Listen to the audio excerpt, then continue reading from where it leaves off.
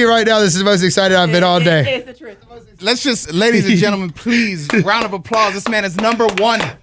Number one, what? Come on, that's Tino Cucino's boy right there, bro. Teddy you know, that's here. Tino's boy. Bro, this goes back. It's crazy because we were doing, interviews on Zoom during the pandemic for Complex and stuff like that. And from then to now, bro, I'm proud of you, man. Man, I'm proud of you, man. Congrats on your wedding. You brought your girl to my last show last year, and like here you are married. Here I am with #1 record of the world. Come on, look at us, bro. Who was the first person you called when you found out?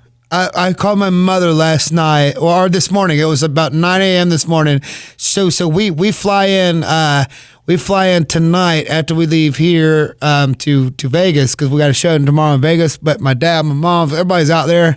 And I called her yesterday and I said, Mom, I think we're going to get it, but I don't know if we're going to get it. And she said, no, baby, I've already been praying. Jesus has already told me you got it, baby. He's already gave me the word. No, we're already celebrating right now, baby. You got it. That's why we're here. And I called her this morning and I was like, Mom, are you asleep? And she's like, no, I'm just laying here. And I said, no, it seems like you sent it last night, Mom. She's like, no, I'm just laying here, baby. I said, Mama, we got it. And she said, oh my God, baby, we got it. I knew it. And my mama was the first person I called, man. And she's so pumped, bro. My mama is so pumped. Imagine your boy, What is the actual feeling like, bro, for you to like just sit there and take it in, like all the work you put into it, the record finally just, it's what everyone wants, right? A #1 record, and you got that. I think it's my mama's pride and my daddy's pride, and I think they're prouder of it than I am, and that's where my pride's coming from. Is that like my mama's like, I knew it, baby. Yeah. I always knew it, and I always told you, And my daddy, like every time I lost sight of it, my daddy being like, son, you got it, baby. Don't you worry, baby. You got it. Every time that I ever lost sight of what it was, I'm so grateful. A lot of kids don't have parents like that, man. And I'm so lucky that I lose sight of it all the time. Bro, I'm 37. I still don't think my dad knows what I do for a living. Yeah, he knows I turn on the microphone and talking shit, but I don't think he gets it. You know what I mean? See, my pops is like the greatest man in the world to me, man. He goes to every gas station he goes into. He might be buying a Monster. He'll walk in there and say, you know who Teddy Swims is? He's promoting. Whether they say yes or no, he's like, well, check him out. That's my son. That's my son right there. That's my son, dude. Proud. He's, and like, I don't know, dude. There's the people I'm celebrating with is my fucking boy Tino. Sorry if I can't say that word. My dad, my mom. I'm just like, those are the things that this doesn't matter as much as to me as it does to them, and making my family, that who care about me, like you and my boys that are here with me, and my girl that's here with me, and my mom and my dad, they saw me as something when I never did, and I still don't, and they still see me, and it's happening, and I'm like, actually, I'm finally believing y'all, When I saw you, I do, when I saw you post it today, I was like, this is the perfect day to do the interview. It's great, bro. Dude, this is the most exciting thing I've done all day. Again, we were just talking about it, but before we was on there, I was like, oh my God, dude, Tino. I was just cutting the liner. I said, and you're listening to, no, Tino Cucino. Oh my God, my boy's here. I can't wait to see you, bro. But we've been doing this, You have my back, man. Thank you, man. Thank you for seeing me, man. Very random, but I am curious. You have one of those voices that obviously, that's why it works, right? Like, people feel the soul from it. So what's your go-to karaoke song, bro? So I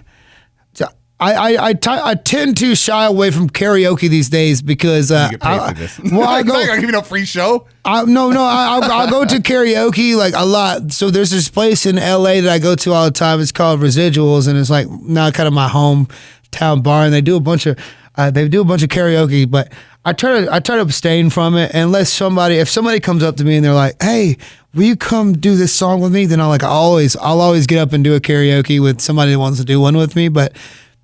When you do music for a living, nothing worse than being a guy that sings for a living than going up and doing karaoke, because some people work all week and they just want to come on a Friday and get housed. Oh, so like you don't want to show them out. And no, you don't. You don't want to be too good at karaoke. Yeah, you don't want to be too good at karaoke. John from Subway's up here singing fucking Aerosmith. You know, and John from Subway singing Aerosmith is like, he deserves that. I shouldn't take that away from him. But if John from Subway goes, "Yo, Teddy Swims, you want to come sing Aerosmith with me?" Then that's when I'm like, hell yeah, I want to come sing. So I'll have a moment with somebody, but I won't step from somebody. But if I was to do a karaoke song that was like my top song, I would probably say, man, let me think about it. I would go with Tequila.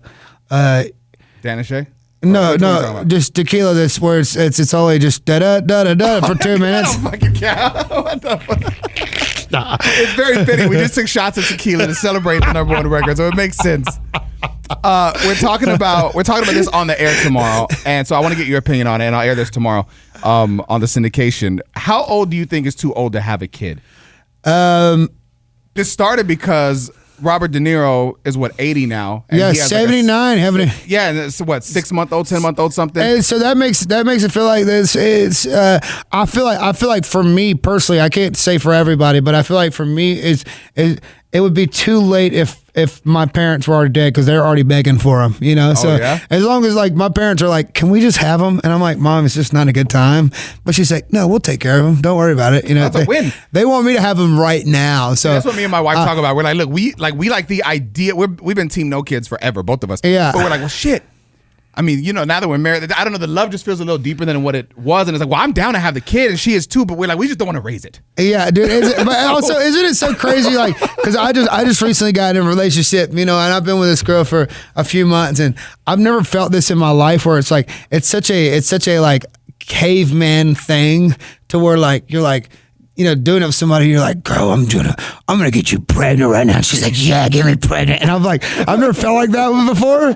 You know, and you're like, yes. there's something so like caveman, like so like when you're in love and you're making love with somebody, you're like, yeah, I want to have kids. This is a bad idea, but we're doing it. Like, there's something about it. Like my internal like instincts are telling me I need to procreate with you, even though I know I don't want kids. My insides are like, I love you so much. We need to make life. That means you're in love, man. That's a good thing, baby, man. Congratulations to you, man. I'm getting into one of those myself, and I'm like, this is a bad idea, but God, I want to leave it in, girl.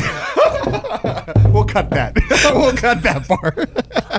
Bro, I back to the music real quick, just because the song is so big, and I saw the Tiesto remix, which is crazy, bro. How the hell does that even happen? You have the biggest DJ in the world remix it. Is that a label thing? Is that something you wanted to do? No, you know what was crazy enough is that he had just did that, and we got shared, and I think that's what we needed this week to put us over on to #1, and because he had put it out, and I saw it on his Instagram that he had put it out, like, but he had just taken the song itself and added on top of it, and did it, and then tagged me in the story, and I was like, oh my God, Tiesto, the greatest of all time, literally just made a remix to our thing, and so our team hit him up and was like, Bo, can we put this out? And so then he shared it again on his story a couple of days ago and was like, hey, well, I did a remix of Teddy's song, and I guess his team wants to put it out, so here it is. And I was like, so he just did it for the love of it. I think, like, I really do. I have everything to thank Tiesto for, because I think that is the thing that put us on. We've been #2. Everybody's coming out. Everybody's been trying to hold the new kid down. You know, whether it was Kanye, whether it was everybody, Beyonce. I mean, everybody's been in my way this whole time, and I think Tiesto just came in the right time. Just felt led by the spirit to just, or maybe he liked the song enough to put it out. And I think Tiesto doing what he did and us being like, yo, can we put this version out because it's tight. And I think Tiesto is the reason why I'm probably #1 right now, because I was like, dude, we got to put this out right now, and we got to make a new version. And Tiesto just gave me this piece of love that, like, I think might have pushed us over. And he didn't even know what he was about to do for me. You're going to be at EDC or some crazy EDM festival with him and perform that, and that's going to be. I mean, you're already performing for crazy crowds, but you know the EDM vibe is just something different. That's going to be a moment. Dude, Tiesto go.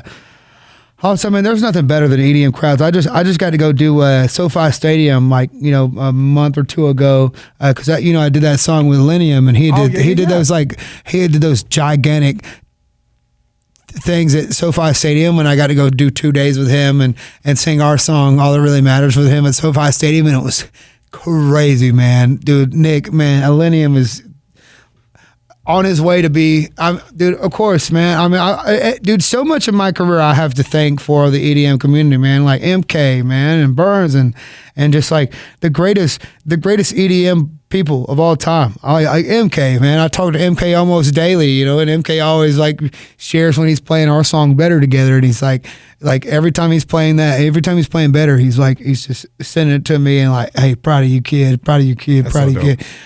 The EDM community is such a tight knit little community that you're lucky to get into, and I'm so grateful. Like, I think EDM is always going to be the thing that is, weirdly enough, why I get to succeed. It's such a weird little community, but the place to be. On a day that you're, you know, on top of the world, man. Number one, just doing your thing, to somebody that's listening and they maybe are at their lowest point right now, because it's always like that, right? We have our highs, we have our lows. To somebody right now that's just at the bottom and they're like, oh my God, I don't know, this isn't gonna happen, or whatever it is, what positive energy can you give on a day like this to them?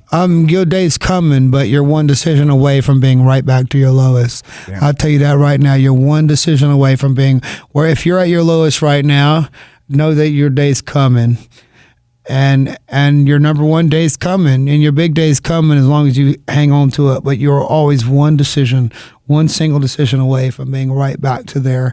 And you treat everybody, and you treat every circumstance and everybody you talk to, and every moment that you spend in your life, knowing that there's one decision that you could be, from the guy that you're seeing on the side of the street to the guy that you're seeing in a tent right here in Arizona, the guy that you're seeing anywhere that you are, that their time is just as valuable as yours, and that you are one decision away from making the worst decision of your life or the best decision of your life. And it only takes one decision to get you to the biggest place of your life or to the worst place of your life. And it's one decision every day, and there's one tiny decision that you can make every day that can make you the biggest or the smallest. And you better treat everybody like they're the biggest, because that's the only way you're going to get taken care of on both sides of that spectrum. I'm so glad that you're here today, bro. I'm glad we can celebrate this day. I'm glad I can celebrate this win with you, man. I love you, man, too. I love you, we got bro. some listeners. We're going to go watch this performance. They're lucky enough to get this exclusive, intimate vibe, because I know you're doing big-ass shows now. So final thoughts, comments, concerns, man. Close it out for me. Man, I love you. I love you, Teddy.